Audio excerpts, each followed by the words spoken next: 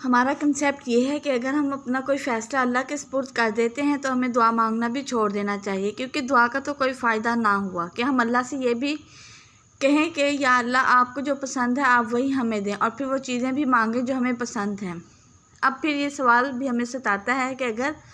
اپنے معاملات اللہ کے سپرد کر دینے کے بعد ہم دعا مانگتے رہیں تو اپنے معاملات کو اللہ کے سپرد کرنے کا مقصد کیا ہوا؟ ایسے تو اللہ ہم سے ناراض ہوگا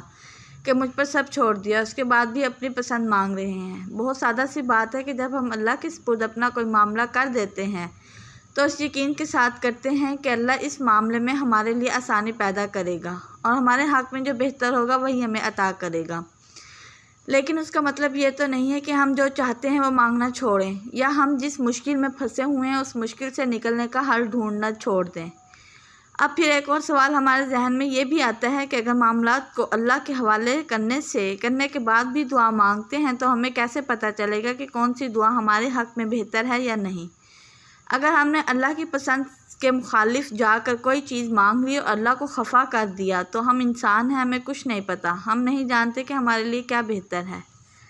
اور ہمیں نہیں پتہ ہماری کون سی دعا ہمارے لیے اچھی ہے یا نہیں، اور یہ جاننا ہمارا کام ہے بھی نہیں۔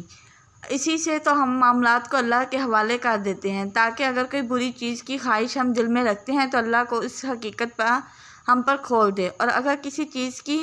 آرزو ہم کر رہے ہیں تو اللہ میں اس چیز سے نواز دے۔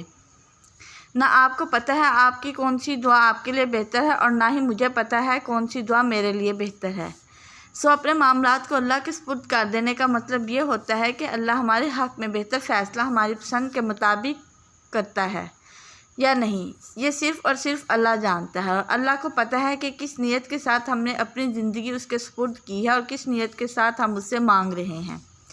دعائیں ہماری ضرورت ہیں، ہم دعاؤں کے بغیر اس دنیا میں ایک منٹ کے لیے بھی سروائیو نہیں کر سکتے، اس لیے دعائیں مانگنا بھی نہیں چھوڑنی چاہیے۔ تمہیں دینے یا نہ دینے کا اختیار صرف اور صرف اللہ کو ہے، اور ہم نہیں جانتے کہ اللہ نے ہمارے نصیب میں کیا لکھا ہے کیا نہیں، کیا پتہ اللہ نے لکھا ہو اگر دعائیں مانگیں گے تو ہی ہمیں دیا جائے گا۔ سب کچھ ہو سکتا ہے پہ آ کر رک جاتا ہے کیونکہ ہم جانتے ہیں آگے کیا آنے والا ہے، اس لیے یہ نہیں سوچنا کہ اب میں نے سب اللہ پر چھوڑ دیا ہے تو اب میری دعاؤں کی کوئی وقت نہیں ہے، یا اب اللہ میری دعائیں قبول نہیں کرے گا۔ جب ہم چیزیں اللہ کے سپرد کر دیتے ہیں تو اللہ خود ہی ہمارا دل ہماری بھلائی کی طرف موڑ دیتا ہے۔ پھر جو ہم مانگ رہے ہوتے ہیں وہ اگر ہمارے حق میں اچھا ہو تو ہم کو وہی مانگتے رہتے ہیں، اور اگر وہ اچھا نہ ہو تو اللہ وقت کے ساتھ ساتھ آہستہ آہستہ ہماری چاہ بدل دیتا ہے۔ اگر کبھی زندگی میں کوئی فیصلہ نہ کر پا رہے ہوں تو آپ نے بس 3 کام کرنے ہیں۔ پہلا استخارہ کرنا ہے، اور دوسرا استخارہ کرنے کے بعد اللہ پر بھروسہ کرنا ہے، میرے لیے مجھے وہ دے دیں، یا پھر وہ اچھا ہے جو آپ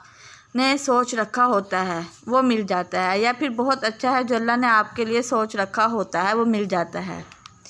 اتنی سادہ سی بات تھی، اور یہ جسے سوچ سوچ کر ہم نے خود کو ہلکان کیا ہوا ہے۔ اب جیسے موسیٰ علیہ السلام کے پیچھے جب فرعون کی فوج لگی ہوئی تھی تب موسیٰ علیہ السلام نے بھی اپنی زندگی کا معاملہ اللہ کے سپرد کیا ہوا تھا۔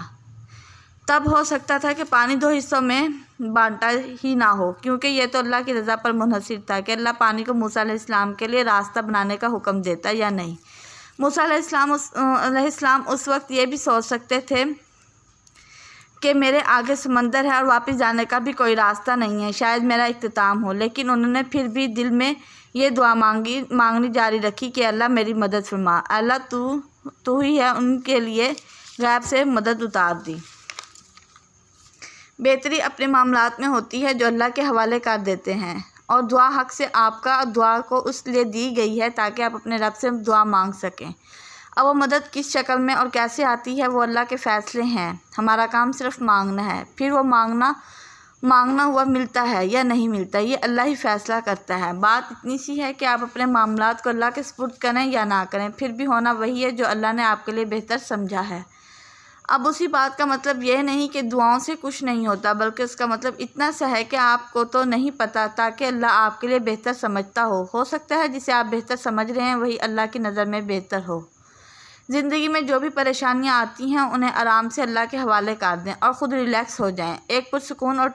ٹینشن فری زندگی کا یہی راز ہے۔ کہ جیسے رب کی عبادت جیسے رب نے آپ کی بات میں اپنی بات ملائی ہے وہ کبھی نہیں ٹوٹ سکتی۔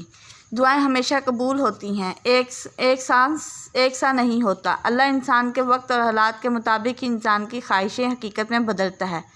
میں آپ کو اللہ کے اوپر اتنا توکل رکھنا ہے کہ اللہ ناانصافی نہیں کرتا، برائی ہو یا اچھائی، دونوں کا بدلہ رفتہ رفتہ انسان کو پورا ہی دیتا ہے، بغیر کسی کمی کے اور بغیر کسی زیادتی کے۔ بس اپنے رب کے سارے معاملات کو اللہ کے سپرد کر دیں اور اللہ کے آخری فیصلہ آنے تک دعائیں کرتے رہیں۔ اب آپ سوچیں گے کہ یہ کیسے پتہ چلے گا کہ اللہ کا فیصلہ آ گیا؟ ہمارے دل کو ہمیشہ پتہ ہوتا ہے کہ اللہ کون سا فیصلہ فائنل ہے، ہم بس کبھی کبھار اسے فوراً تسلیم نہیں کرتے۔ اور تو جلد بازی نہ کریں، ٹھہریں، دیکھیں، سمجھیں، انشاءاللہ آپ کو خود ہی پتہ چل جائے گا کہ اللہ نے آپ کے حق میں کیا فیصلہ فرمایا۔ آپ کی گٹ فیلنگ کی عموماً اوقات اللہ کا فیصلہ ہوتی ہیں، اس لیے اس کی فکر نہ کریں، کیونکہ وقت کے ساتھ ساتھ اللہ ہر انسان کو یا تو صبر دے دیتا ہے یا اس کی پسند کا نتیجہ اس کے